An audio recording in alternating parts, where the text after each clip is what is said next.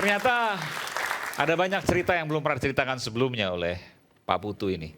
Nanti soal yang ancaman pembunuhan, tapi bolehlah sebelum saya ke Bung Refli, boleh cerita sedikit?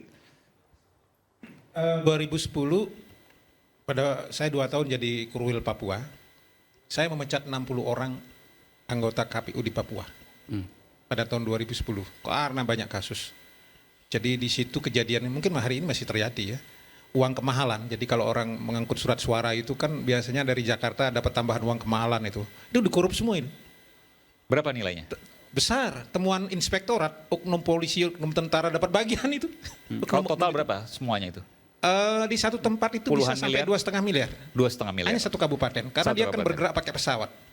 Ke sana segala macam. Untuk uang kemahalan itu dibagi-bagi. Ada juga karena kasus berpihak, kasus suara segala macam. Seingat saya waktu itu Dan itu dikorupsi 59. oleh berbagai KPU dan Itu temuan oknum. inspektorat KPU yang ke sana. Oke. Yang ke Papua, yang kemudian melihat praktek-praktek kotor itulah. Jadi uang negara itu hilang semua, tidak digunakan. Belum 60 lagi, anggota KPU dipecat. akhirnya waktu itu kita usulkan dipecat dan memang kemudian berganti, banyak yang berganti. Nah itu, gara-gara itu kemudian marahlah mereka gitu. Marahlah mereka, dikejar saya ke sana kemarin sampai pakai panah itu. Saya langsung di-exit dari Bandara Sentani keluar Papua. Begitu kita waktu itu berangkat ke Yahukimo, masih pada pesawat Papua cerita yang lain, bersama Kapolres tempat, naik pesawat yang isinya cuma 4 orang itu. Pesawat kita nggak bisa landing di bandara, pesawat kecil itu. Oh di bawah masanya sudah bawa tombak segala macam, nggak jadi kita balik lagi. Nah, ini banyak cerita menarik soal itu. Tapi jangan dulu, biar yang lain dapat bagian bicara. Jadi saya mau tanya bahwa menjadi KPU itu pasti luar biasa. Bukan hanya soal Kalau kita suap, tapi bertanggung juga jawab, ancaman. maksud saya begini, kalau kita bertanggung jawab dengan tugas dan melindungi anak buah ada di depan, tidak cari aman, memang harus siap menerima resiko. Seperti di Bola Mungdo pakai helm polisi itu di batu berhamburan begitu. Pada waktu kita mau mengamankan KPU yang sudah mau digasak-gasak di situ sama massa begitu, kita ada di depan di panggung. Saya datang dari Jakarta untuk bereskan ini, Anda percaya? Tapi massa sudah marah kan ditimpukin sama batu kita. Untungnya kita dipakai pelindung. Tapi akhirnya mereka bisa. Kalau kemudian mau jadi pejabat, aman-aman saja. Mau di bawah, mau ribut, mau apa kita nggak mau tahu ya fine gitu. Tapi kalau kita bertanggung jawab, ada di depan untuk menyelesaikan persoalan. itu dulu.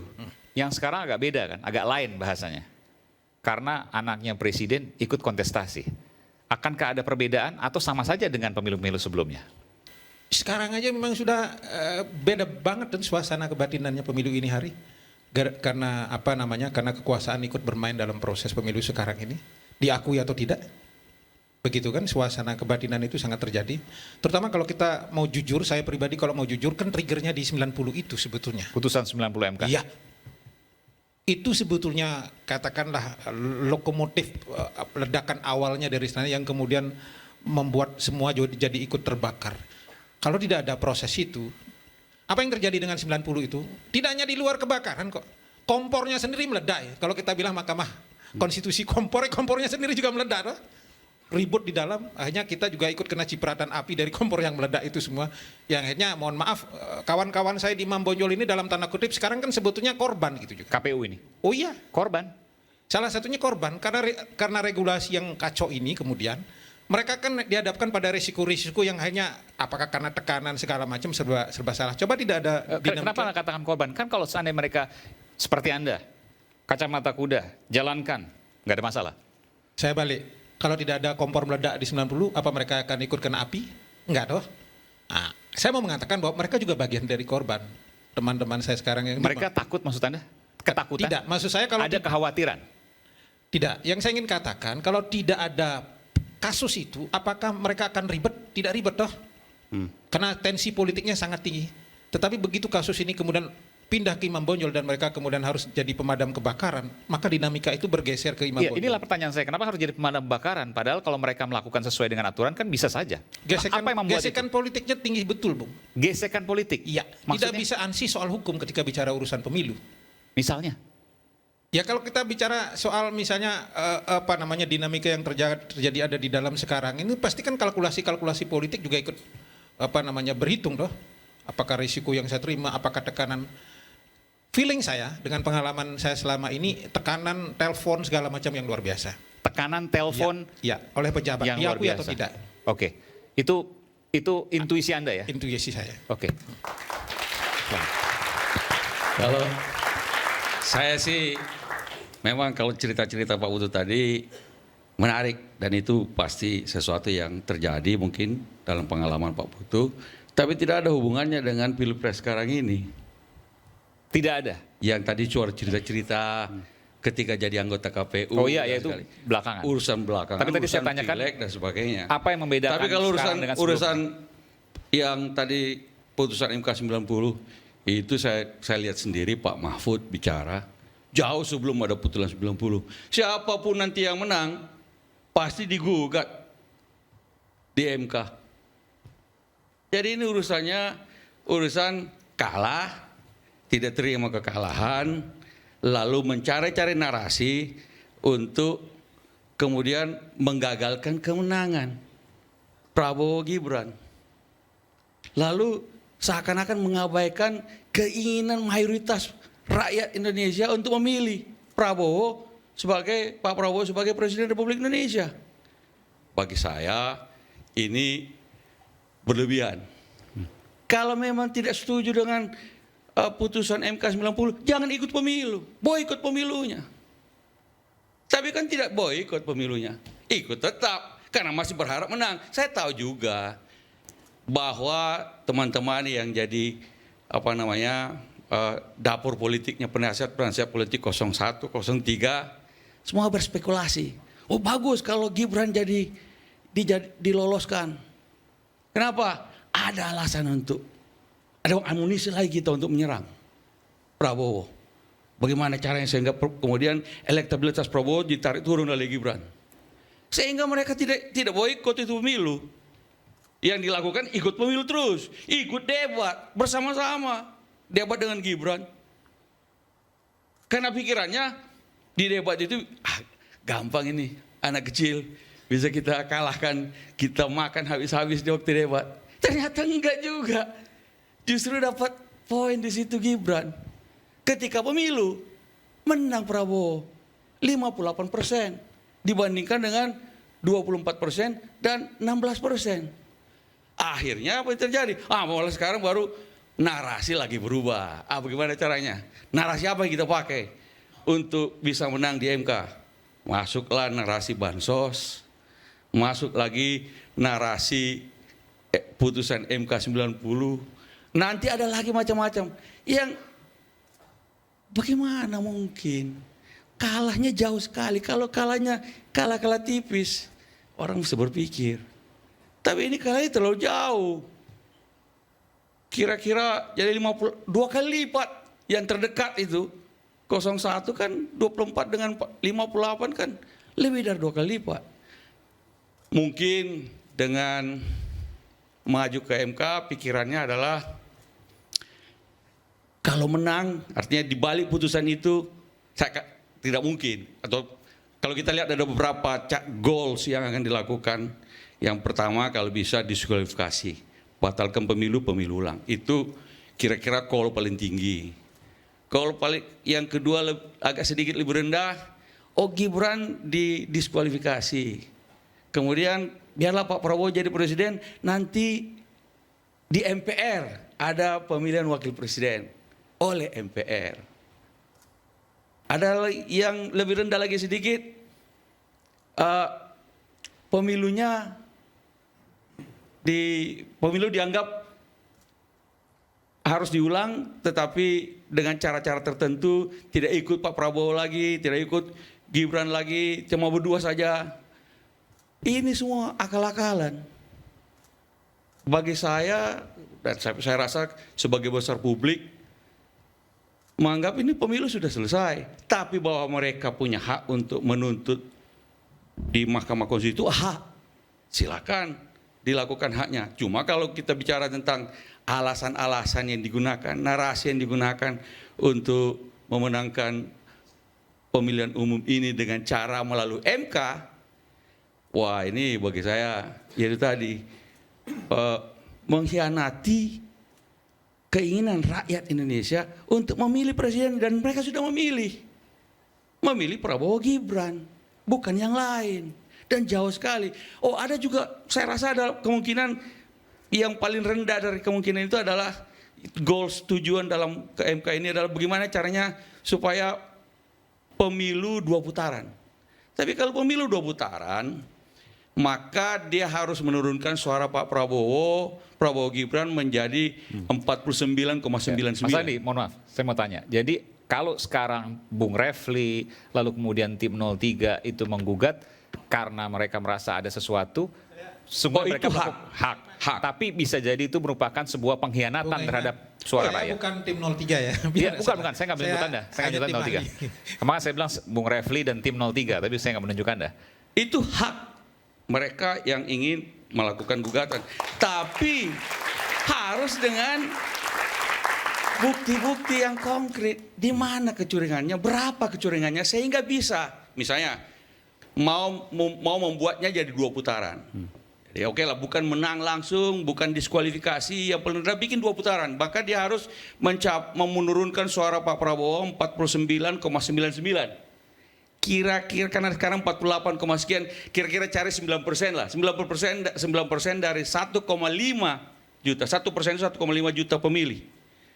Jadi kira-kira 9% kalau 1,5 juta 13-14%. 13-14 juta. Cari suara itu masih turun. Nah, kalau dia punya bukti-bukti bahwa karena ada kecurangan di sini jumlahnya sekian mempengaruhi terhadap suara Pak Prabowo, maka diturunkan lagi sekian di sini, di provinsi ini sekian, di total bisa dapat sekitar 13-14 juta, bisa dapat 2 putaran.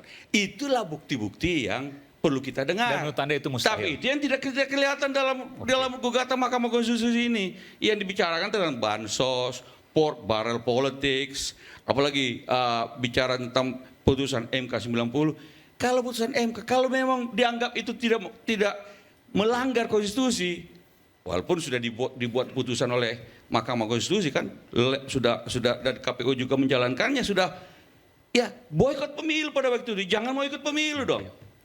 Jangan kalau sudah ikut pemilu, kalau kalah lalu kena protes. Coba kalau dia menang. Entah 01, 03 menang waktu itu, dan Gibran tetap ikut, dan dia menang. Nggak ada protes-protes itu. Pasti nggak ada protes itu. Cuma karena kalah, maka dia protes.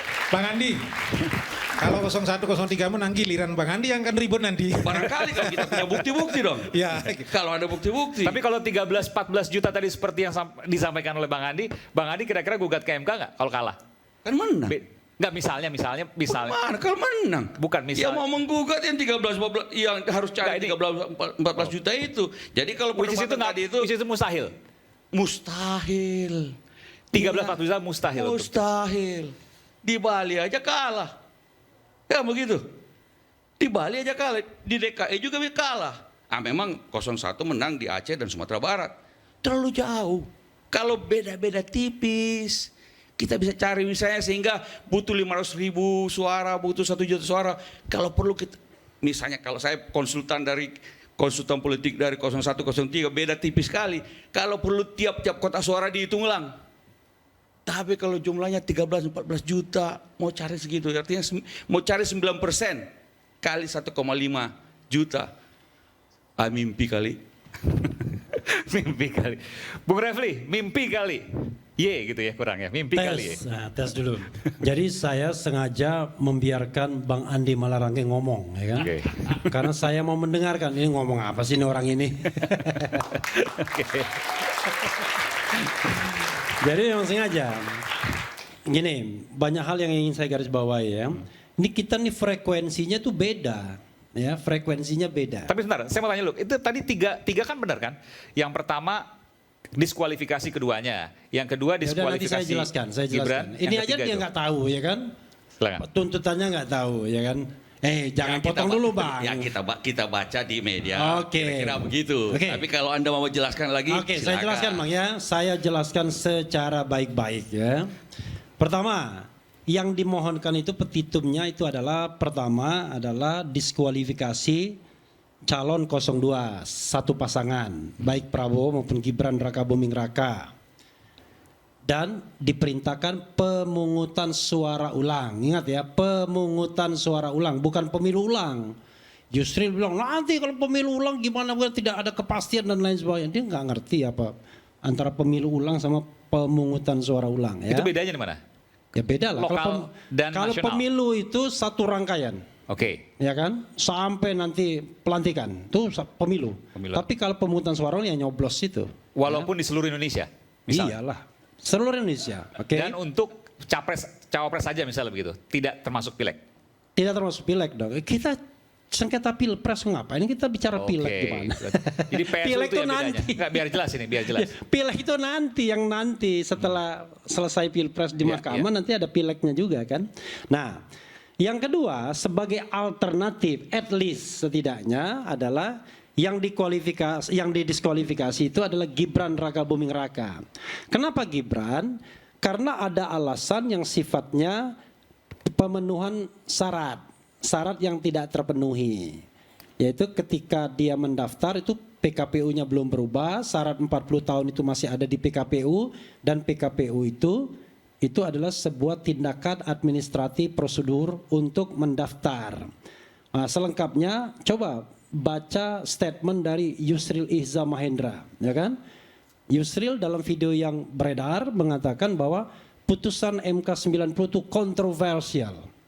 Kalau kita lihat diktum, katanya diktum yang putusan tersebut, concurring opinion dari dua hakim MK yang bernama Eni Nurbaningsi dan Daniel Yusmik itu bukan concurring, tapi itu dissenting.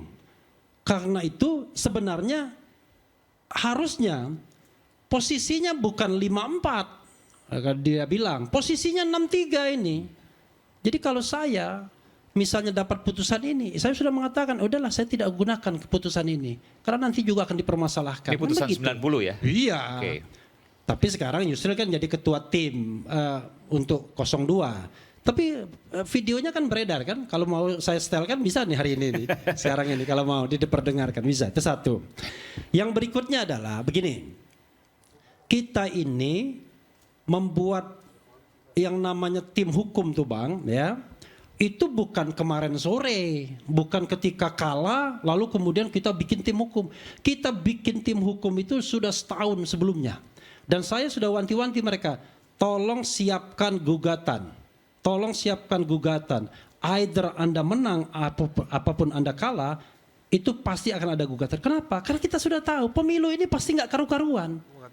Karena Gibran sudah terlibat di dalamnya. Makanya saya katakan, misalnya kita bicara tentang survei. Itu EF melakukan survei yang sangat menjelimet. Dia melakukan survei di setiap provinsi itu, kecuali di Papua. 4 di Papua dia tidak lakukan. Maka hasilnya itu Oktober itu baru 38% untuk Prabowo sebelum berpasangan dengan Gibran, sebelum dipasangkan dengan Gibran. Tetapi kita lihat coba, dari 38% ke 58% itu kurang dari 4 bulan. Kita kan bicara tentang logika. Kira-kira Anda kalau mau melonjak begitu apa yang harus Anda lakukan? Oh, karena rakyat cinta sama Prabowo. Kalau cinta sama Prabowo sudah 90% dari awal dia. Ya kan? Tapi dia 38% sebelum Gibran nyalon. Begitu Gibran nyalon, bansos keluar semuanya, udah terjadi pelipat. Tidak hanya bansos Bang, bansos, intimidasi, mobilisasi, semua itu satu paket. Maka terjadilah angka. Dan kalau kita lihat misalnya Sirekap, aduh Allahu Akbar, Sirekap itu alat pandu kecurangan kita bilang. Tahu nggak berapa? Sebelum Hairul Anas ini bersaksi di MK, saya sudah interview dia. Yang namanya Sirekap itu ada 400.000 kali mungkin diubah. Perubahan-perubahannya itu, bayangkan. 400.000 kali? Iya. Programnya? Bukan, angka-angkanya itu 400.000 kali berubah. Dan yang paling lucu, yang paling tidak yang diakui oleh KPU, perubahan yang tidak cocok antara C hasil dengan mesin pemindaiannya itu 154.541 kali. Ya kan? Coba bayangkan. Dan ketika perubahan itu dilakukan, itu tidak berubah persentasenya yang 58%. Anda tahu kapan persentase 58% itu dikonfirmasi dan tidak pernah berubah? 1 jam setelah dibuka, sejak quick count, hitung cepat? sejak tanggal 14 Februari Iya. itu. Beberapa jam saja. Dan itu nggak pernah berubah. Tunggu dulu Bang, saya kan belum motong. Tidak pernah berubah sampai kemudian Sirekap itu almarhum. Almarhum dalam 80% saja, tapi 58% itu tidak berubah. Dan confirm dengan yang manualnya. Berapa tadi diperbaikinya? 400.000 kali padahal. Iya. 400.000 kali. 400.000 kali. Dari tanggal Ada- 14 Februari Sampai almarhum. sampai tanggal pengumuman itu, Iya. 20 Jadi Maret. ada perbaikan, bukan perbaikan, maksudnya Iya, perubahan-perubahan itu, perubahan angka itu. Nah, coba bayangkan, termasuk Hairul juga mengatakan, kalau kita lihat Sirekap, perbedaan suara antara paslon dengan Sirekap, itu lebih besar suara paslon itu 30 juta kali. 30 juta. Lalu apalagi? Perbedaan antara pemilu legislatif dan pemilu pilpres. 24 juta lebih banyak pemilu pilpresnya.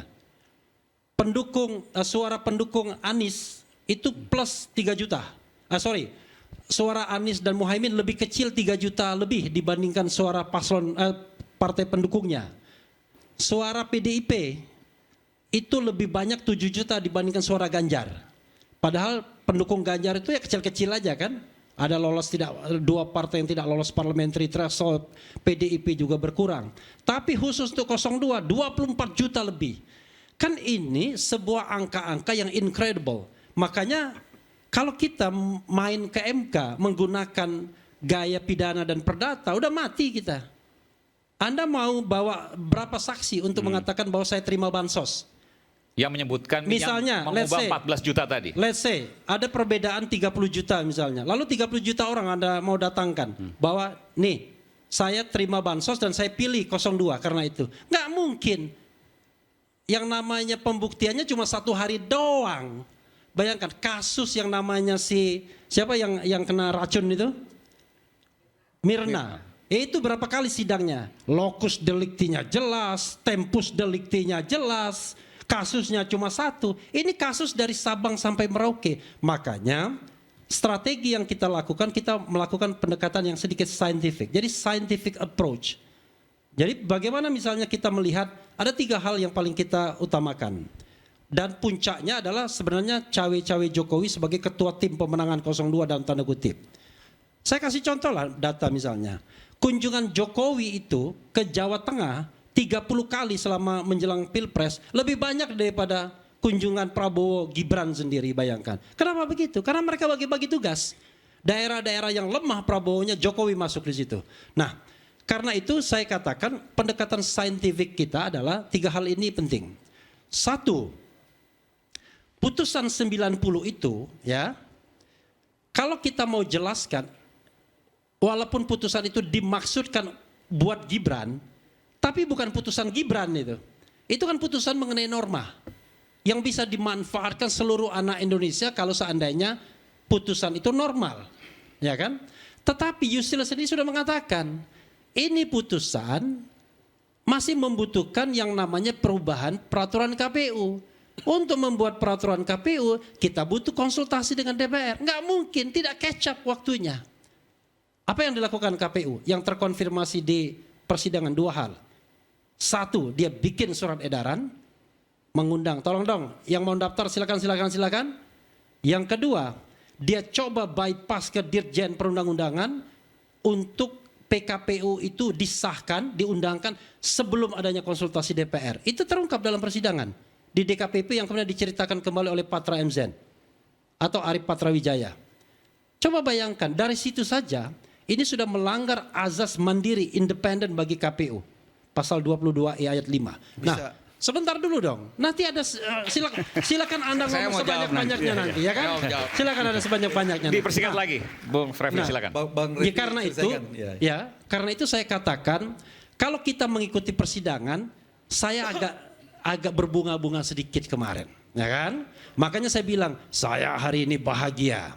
Sorenya bilang, saya hari ini bahagia. Kenapa?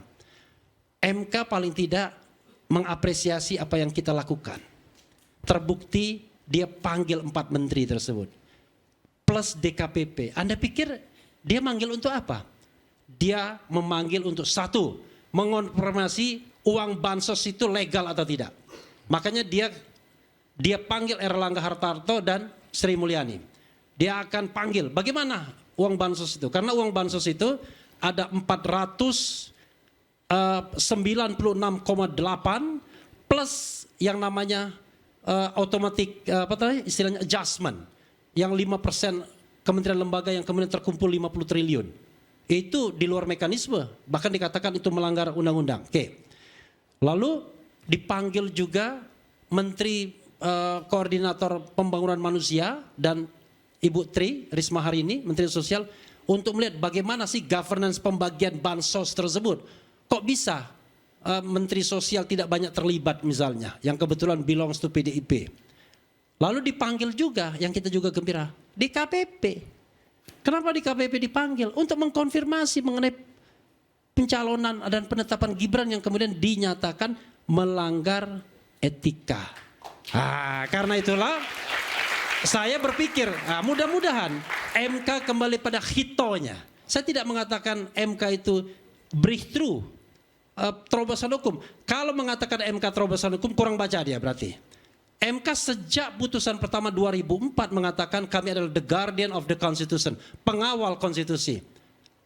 Kalau seandainya Pilpres itu melanggar prinsip-prinsip Pilpres yang jujur dan adil, yang luber dan jurdil, maka MK tidak terhalang untuk menilai sebuah pemilu, not only angka-angka atau kuantitatif. Dan saya terlibat dalam putusan itu, karena waktu itu saya asisten hakim atau staf ahli. Jadi ada aspek kualitatifnya, ada aspek kuantitatifnya. Nah, mudah-mudahan MK tidak lagi tersesat, kembali ke jalan lurus untuk menegakkan demokrasi kita yang Bang Andi Malarange suaranya berbeda ketika saya undang, ketika partainya mau dicopet oleh Muldoko. Sekarang agak berbeda ketika sudah gabung ke istana. Wassalamualaikum warahmatullahi wabarakatuh. Belum. Waktu itu lawannya Muldoko. Tapi begini, saya mesti jawab. Saya senang tadi kalau Bung Refli mengatakan bahwa kita melakukan pendekatan saintifik. Tapi yang disampaikan oleh Bung Refli sama sekali nggak saintifik, hanya narasi saja. Kalau mari kita lihat, kalau bicara soal saintifik ya, katanya tadi survei tiba-tiba naik, padahal dalam beberapa bulan terakhir sebelum pemilu, survei itu memang naik. Dan kemudian saintifik yang kita maksud itu adalah permohonan dengan menggunakan ahli, ada ekonometri, ada pendekatan. Survei itu memang dia naik, dan di ujung pemilu, semua pemilu kita lihat siapa kandidat yang surveinya naik di ujung pemilu, beberapa saat ya kira-kira sebulan, 2 bulan, 3 bulan, itu biasanya momentum itu susah dilawan. Kalau sebaliknya ketika dia turun terus, merosot terus. Itulah karena ada begini, ada orang-orang yang memang belum mengambil keputusan. Dan mengambil keputusan itu terakhir. Melihat tren, dia melihat siapa yang menang. Kalau dia lihat ini yang menang, dia kemudian berpilih ke situ. Namanya bandwagon effect. Ada teorinya itu. Lalu kemudian, kenapa kok Ganjar sekian suaranya PDIP, padahal PDIP sekian suaranya. Anies sekian suaranya, padahal suaranya kumpulan partai-partainya sedikit. Itu namanya split voting. Jadi fenomena split voting juga sudah ada di Indonesia. Dari dulu suara partai dengan suara capres bisa berbeda. Bahkan partai kita misalnya untuk DPR RI jumlah totalnya beda. Dengan DPRD provinsi beda lagi. DPRD kabupaten kota totalnya beda. Karena orang melakukan split voting. Oh, kalau DPRD kabupaten aku pilih yang ini. Untuk DPRD provinsi aku pilih ini. DPR RI aku pilih ini. Untuk presiden aku pilih ini. Di Bali begitu. Untuk DPR RI dia pilih PDIP. Tapi untuk Pilpres dia pilih Prabowo. Di Jawa Tengah juga begitu. Bukan karena kunjungan Pak Jokowi yang berkali-kali ke sana. Kok kunjungan, bagaimana membuktikannya kunjungan Pak Jokowi? Tidak ada kunjungan Pak Jokowi barangkali tetap menang. Bagaimana membuktikannya nanti kita akan lanjutkan selepas jeda. Sebentar lagi, masih banyak. Selepas jeda nanti saya kembalikan. Nanti saya kasih ke Bung Andi, saat lagi, ini udah over. Silakan.